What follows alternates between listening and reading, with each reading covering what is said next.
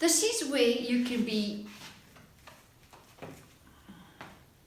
This is a time where you take your sewing to the next level by refashioning your clothes, having some fun with your wardrobe, reaccessorizing the garment, restyling it by applying different types of fabric to it, or fringing, or applique, or different fabrics. Like the denim jacket I got on now, I will leave the link down below of the previous video where I inspire you and show you some jackets that I have done by refashioning them. I'll just turn around and show you the back of the fringing.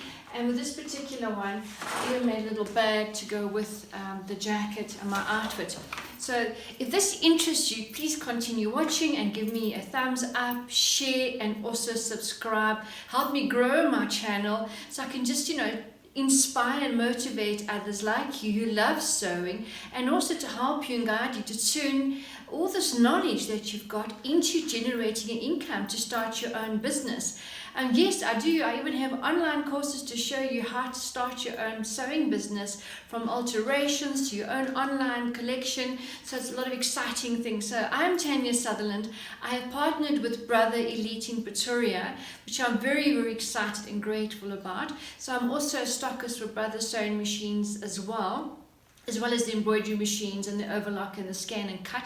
So I've actually used the Brother machines, in doing all my clothing for the videos, and slowly I'm getting to transformation sort of phase where I'll be using their machines more and more. So this video is about how to refashion and add a little bit of sort of creativity to your trousers and your jeans. So I hope this inspires you, that you go ahead and take out all your jeans and just zhuzh them up completely, and even take it a bit further and offer this as a service, in your sewing business. Just because you're creative and you know how to do this, it doesn't mean everybody else knows to. So this is something that you can tap into your skills and your experience and even charge for it. So I hope you enjoyed the video. Please, like I said, give me a thumbs up, share, and subscribe. Until next time, this is Tania Sutherland. I'm in my school stitching studio. Right, these pair of jeans, so what you will need is some chain. So this is about a centimeter wide chain. If I just take a tape measure, so it's about a 1 centimeter chain. So you basically can sort of line it from the top of the pocket all the way down to how low you want it to go. And you're going to need obviously some thread, a sewing needle, so that you can actually just attach the chain along the actual leg of the trouser. And don't make it too tight, because you're going to be moving, stretching, bending. So you just do like a loose sort of chain stitch. Then on the other side, what I did here was I actually took some chain and I just stitched it on the top of the loop of the belt loop to the side of the pocket, and I added two, and I took a pair of earrings and just took the plastic little rings, perspex rings from the earrings. They were a little bit too long for me, and just attach them onto the chain. So you would need some, maybe some pliers or cutters to open up the chain, and just to close it again. And once again, you just need to have some thread and a needle just to attach your chain onto the actual jeans.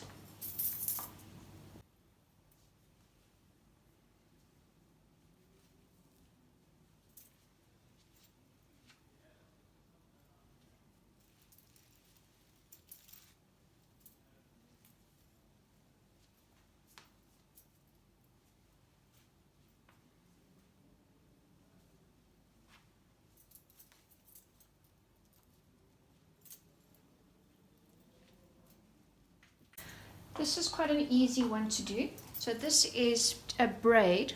Okay, it's got a little bit of a stretch to it, so there's a bit of elastication in the actual braid. So probably a bit of spandex. So this is a bit of a bling. So what I did was I just measured from the top where I want to go from the waistline. Okay, I folded it over and I just hand tacked it on both sides. You can just sort of see the stitching on the inside. Okay, all the way down the side of my leg.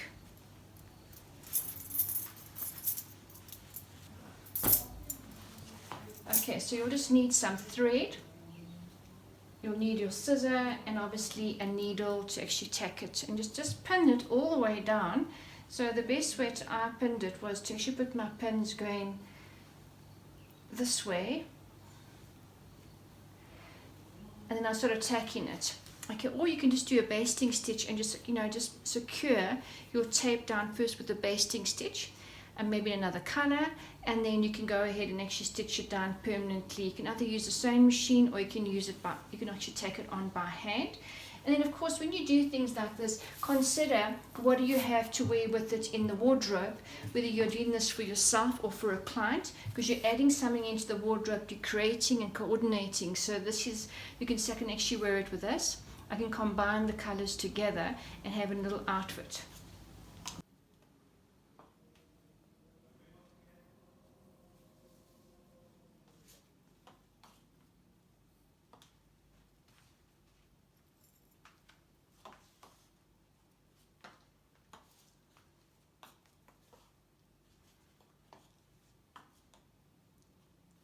The next one is this pair of jeans here with this sort of Bohemian applique. So what I did at the bottom was I basically cut the step in the hem, so the front is shorter and the back is longer, and I did the frame. Then I did little slits opening on the side of the leg, and I took this velvet braid and I basically just took it in and out all the way through the side of the trouser. Let me just show you the hand stitching on the inside. So I just hand tacked it. You can do it by a sewing machine, but it's very difficult because the jeans are put together unless you want to open up one of the inside seams and then lay the pants down flat and then use your sewing machine. So I just tacked it by hand.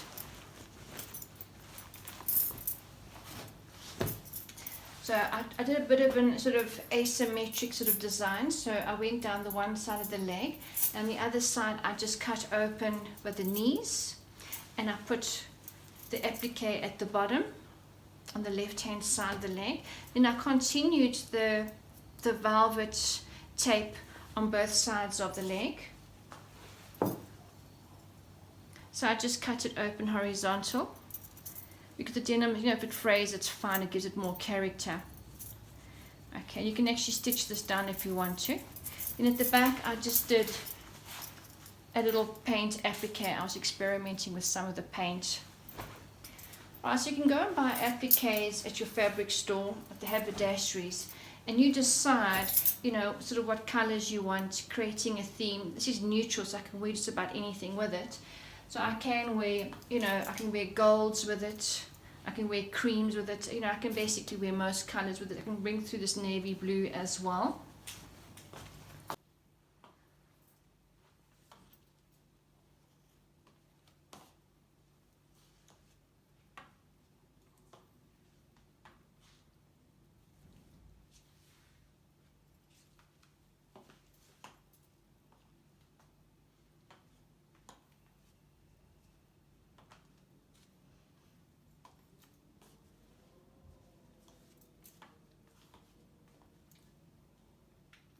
Right, so these are like little stainless steel little ringlets, okay, 2 different sizes.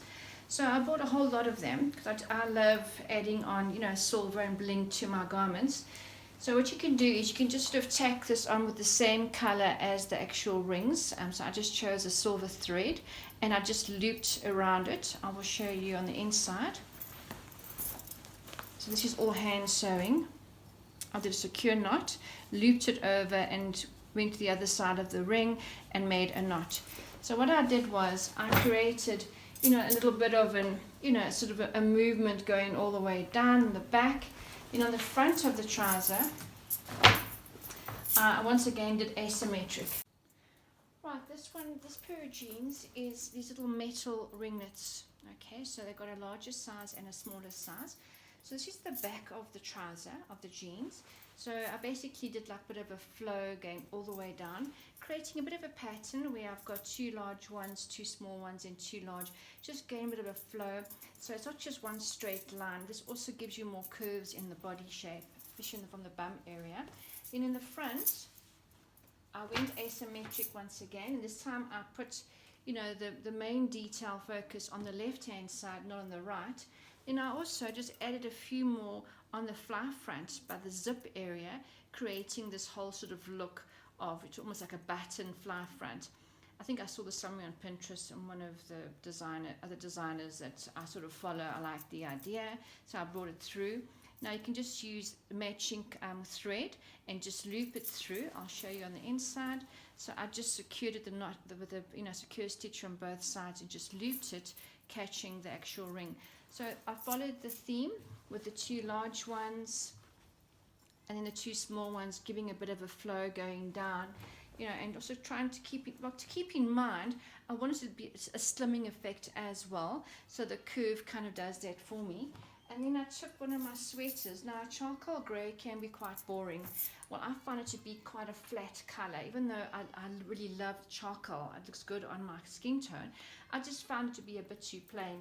So I decided to actually add a bit of the actual ringlets to the top of the sweater, around the top shoulder, going right around to the back, and just becoming less along the back. So now I know that I have a complete outfit that I can wear together.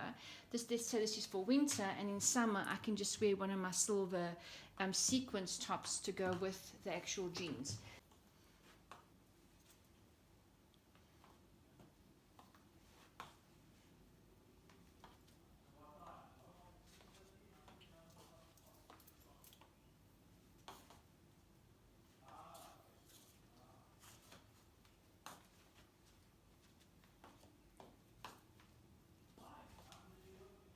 Now the next one would be the one with the Goday. So this is a Goday. So this was a pair of trousers that I had made in the sequence, and I decided I hardly wore it. So let me, add it into other parts of my wardrobe so I can definitely wear it. So what you need to do is decide on, how long do you want the Goday to be? In other words, the length from the hemline going up towards the knee or above the knee, how long you want to make it, and how wide you want it to be. Then it's quite easy to put together. I'll show you now. And then I just added some little bit of leftovers into the pocket details, just to bring through the actual sequence fabric. So what you will need is some paper, and what I've done is I've actually folded it in half, so this would be my fold area. Then you would decide on how long do you want your opening to be in your trouser. Alright, so when I measured this from the hemline to the top is 61 centimeters, plus I'm 9 centimeter here for a seam and 1 centimeter above here for a seam. Then you need to take your tape measure, and you can start from the 1 point. Okay, you can use a 90-degree angle. All right, then you can take your tape measure down to the length that you want, including your seams, and then you would literally, you can just pivot this all the way around, depending on how wide you actually want your your Goday to be. So all right, so I measured 63, and you'll mark it with your pencil, because now it's creating a curve. Okay, and then you would just align from the end of how wide you want your Goday to be, to come up to the top, giving yourself a centimeter for your seam allowance. You can just go ahead and then cut it out. So I've allowed 1 centimeter seam allowance.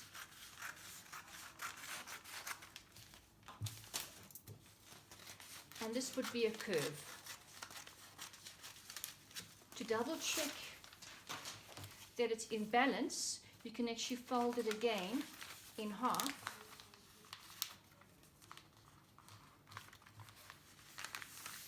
To make sure that this hemline is even. If it's not, you'd either have to add on or take off, because you want it to be even. And then this would be your Goday. And then on the fold would be your grain line. And then you would just basically stitch it into the panels of your trouser once you've unpicked the opening. So if I show you on the inside, all right, so there it is, my 1 centimeter seam, and I did my hem first. So that is how you put a Goday together. And then of course with the rest of the material, I basically made myself this top I've got on. I'm just going to lean in front of the camera. With the leftover fabrics as well. So now I know I've got, you know, a whole little outfit that I can wear with these pair of jeans, and it's sort of mixing and matching with the rest of my wardrobe.